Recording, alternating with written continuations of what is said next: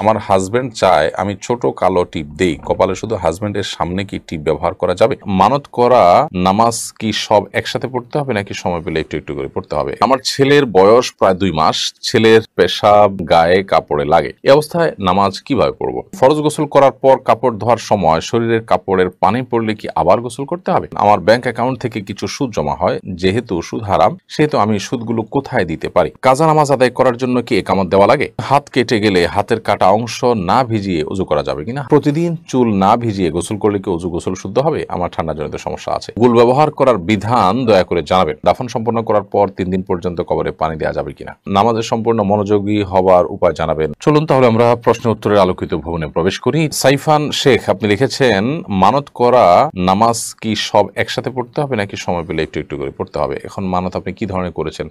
এমন কাজটা হলে আমি এত ওয়াক্ত নামাজ পড়বো, এত রাকাত নামাজ পড়বো, এরকম যদি হয়ে থাকে তাহলে সেক্ষেত্রে এত রাকাত আপনি পড়লেই হবে। একসাথে করার নিয়ত আপনি করেন নাই, অতএব আলাদা আলাদা বিভিন্ন সময় সেটা পড়ে দিলেই আদায় হয়ে যাবে। সাবিহা শান্তা আপনি লিখেছেন, আমার ছেলের বয়স প্রায় 2 মাস, ছেলের পেশাব গায়ে কাপড়ে লাগে, এই অবস্থায় নামাজ কিভাবে পড়বো? ছেলের বয়স যদি 2 মাস হয় এবং পেশাব আপনার গায়ে কাপড়ে লাগে, তাহলে যে জায়গায় লাগবে সেই জায়গায় আপনি হাত ভিজিয়ে সেটার ছিটা আপনি দিয়ে দিতে পারেন। এটি পবিত্র করার একটা প্রক্রিয়া, যদিও ওই যে জায়গা লেগেছে শুধুমাত্র ওই জায়গাটাকে আলতো করে ধুয়ে ফেললেও পাক হয়ে যাবে। আপনি শরীরে কোথাও লেগেছে ওই জায়গাটাকে পানি দিয়ে আপনি ধুয়ে ফেললেন, তাতেও পবিত্র হয়ে যাবে ইনশাআল্লাহ তাআলা। এইও আমান আপনি লিখেছেন, আমার ব্যাংক অ্যাকাউন্ট থেকে কিছু সুদ জমা হয়, যেহেতু সুদ হারাম সেহেতু আমি সুদগুলো কোথায় দিতে পারি? ব্যাংক অ্যাকাউন্টে যে সুদের টাকা জমা হয়েছে সেই সুদের টাকা আপনি কোনো গরিব দুঃখীকে সওয়াবে নিয়াত করা ছাড়া দান করে দিবেন। এইচএম শরীফুল ইসলাম আপনি লিখেছেন, দাফন সম্পন্ন করার পর 3 দিন পর্যন্ত কবরে পানি দেওয়া যাবে কিনা? কোনো অসুবিধা না, পানি লাগলে দিবেন। কবরের উপরে ঘাস আছে, অন্য কিছু আছে, এগুলো পানি লাগলে দিবেন, অথবা মাটি আছে শুকনো মাটি, সেগুলো যাতে কামড়ে থাকে সেজন্য আপনি পানি দিতে পারেন, কোনো অসুবিধা নেই। পানি দিতেই হবে এমন কোনো কথাও নেই, আবার দেয়া যাবে না এমন কোনো বিষয় নেই। আলিয়া সিদ্দিকা আপনি লিখেছেন, প্রতিদিন চুল না ভিজিয়ে গোসল করলে কি উজু গোসল শুদ্ধ হবে? আমার ঠান্ডা জনিত সমস্যা আছে। প্রতিদিন গোসল করা তো ফরজ না। আপনার ফরজ গোসল যেদিন হবে সেদিন আপনাকে চুল ভেজাতে হবে, প্রয়োজনে গরম পানি দিয়ে আপনি গোসল করবেন এবং দ্রুততার সাথে শুকানোর চেষ্টা করবেন। আর যদি নর্মাল গোসল হয়, সাধারণ প্রতিদিনের যে গোসল সেটা যদি হয়, বা শুক্রবারের সুন্নত গোসল হয়, তাহলে সেক্ষেত্রে আপনার চুল ভেজাতে অসুবিধা হলে আপনি চুল না ভিজালেন, গোসল করে ফেলেন, গোসল তো হবেই, কোনো সমস্যা নেই। আর ওজুর জন্য তো আর চুল ভেজানো জরুরি না, মুখ ধৌত করলেন এবং মাথার উপরে ভিজা হাত শুধু বুলিয়ে নিলেন, তাতেই তো হয়ে যাবে, মাসে করলে হয়ে যাবে। এরপর তামান্না ইসলাম আপনি লিখেছেন, গুল ব্যবহার করার বিধান দয়া করে জানাবেন। গুল ব্যবহার করা অবশ্যই গুনাহের কাজ, অবশ্যই জায়েজ নয়। তামাক সেটা আপনি মুখে দিচ্ছেন, এটা এক প্রকারের নেশা এবং মানুষের জন্য ক্ষতিকর। নানা কারণে ইসলামের দৃষ্টিকোণ থেকে এটি ব্যবহার করা জায়েজ নয়। এই বদভ্যাস আমাদের ত্যাগ করা উচিত।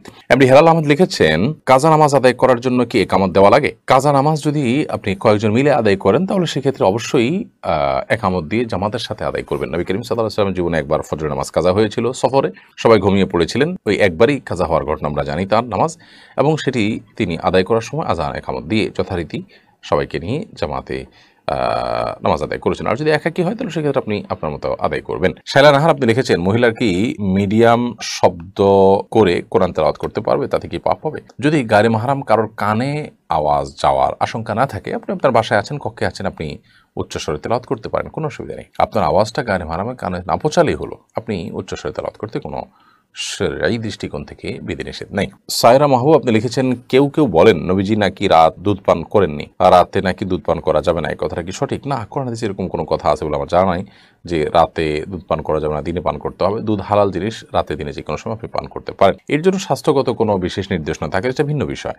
অভিজ্ঞতার আলোকে বা বৈজ্ঞানিক গবেষণা যদি কোনো এর অপকারের দিক প্রমাণ থাকে তাহলে সেটা ভিন্ন বিষয়, সেটা আপনি আমলে নিতে পারেন। বাট কোরআন হাদিসের আলোকের কোনো কথা বলা হয়নি যে রাতে দুধ পান করা যাবে না। নবী সাল্লাল্লাহু আলাইহি ওয়াসাল্লাম রাতে করেননি, দিনে করেছেন, রাতে করতে নিষেধ করেছেন, এরকম কোনো কথা নেই। আব্দুল কাইয়ুম আপনি লিখেছেন, নামাজে মন অন্যদিকে চলে গেলে করণীয় কি? নামাজে মন অন্যদিকে চলে গেলে যখনই আপনি টের পেয়েছেন সাথে সাথে মনটাকে ফিরিয়ে আনবেন এবং নামাজের রোকনগুলোকে, রুকু, সিজদা, দাঁড়ানো, বৈঠক, এগুলোকে যত দীর্ঘ করবেন, যত সময় নিয়ে করবেন, তত ইনশাআল্লাহ নামাজের ভিতরে মনোযোগ ধরে রাখা আপনার জন্য সহজ হবে। রিবা আক্তার আয়েশা আপনি লিখেছেন, বিয়েতে দেখা যায় ছেলেকে মেয়ে পক্ষ থেকে স্বর্ণের আংটি দিয়ে থাকে, যেহেতু ছেলেদের স্বর্ণ পরিধান করা নিষিদ্ধ, তাই বিয়েতে ছেলেকে স্বর্ণ দেওয়ার এই প্রচলনটা কতটুকু সঠিক?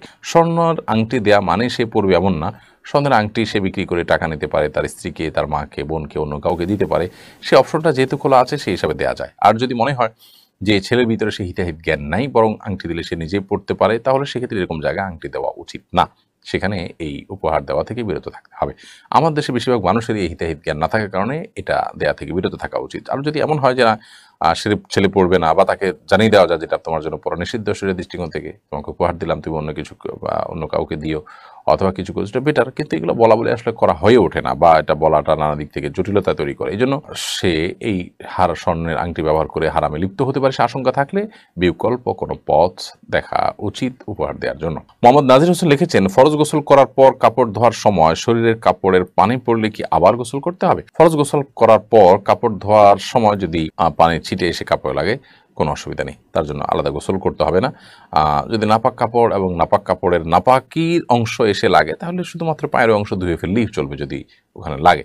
আর এমনিতে আপনার যে পানিটা লাগছে ছিটা এসে, সেই পানিটা কোনো নাপাক লেগে আছে এমন দেখা যাচ্ছে না, তাহলে সেক্ষেত্রে ওই পানি লাগার কারণে আপনার ওই জায়গা নাপাক হবে না। মোহাম্মদ রুবেল আপনি লিখেছেন, অসুস্থতা থেকে সুস্থতার জন্য কি আমল করবো? অসুস্থতা থেকে সুস্থতার জন্য আল্লাহ তাআলার কাছে দোয়া করতে থাকবেন, যত রকম দোয়া আছে দুরূদ পড়বেন, আল্লাহর প্রশংসা করবেন এবং স্বাভাবিকভাবে আল্লাহ তাআলার কাছে দোয়া করতে থাকবেন ইনশাআল্লাহ বিদিনিল্লাহ। এই দোয়াগুলো নিজের ভাষায় আপনি বলতে পারেন, মনে মনে আল্লাহ তাআলার কাছে নিবেদন করতে পারেন।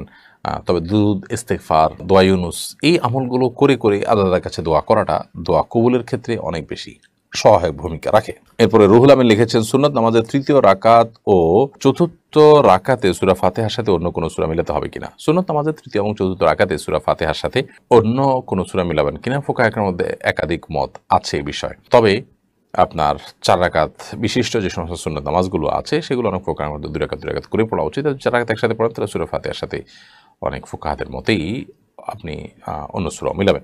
ইসরার ফারহান পৃথুল এআরডি থেকে আপনি লিখেছেন, ইশাকের নামাজ সম্পর্কে কিছু বলুন। সূর্য ওঠার 20-25 মিনিট পর যে নামাজ পড়া হয় এটাকে ইশাকের নামাজ বলা হয়, এবং এই নামাজ যদি কেউ পড়েন, বিশেষ করে ফজরের পর আপন জায়গায় বসে জিকির আজকার করতে করতে অপেক্ষা করে তারপরে নামাজ যদি পড়েন, তাহলে সেক্ষেত্রে এর মাধ্যমে আল্লাহ রাব্বুল আলামিন একটি কবুল ওমরার সওয়াব দান করবেন। অনেক ফজিলতপূর্ণ একটি বিষয়। শুভ আহমেদ অবাক এআরডি থেকে আপনি লিখেছেন, নামাজে সম্পূর্ণ মনোযোগী হওয়ার উপায় জানাবেন, উপকৃত হব।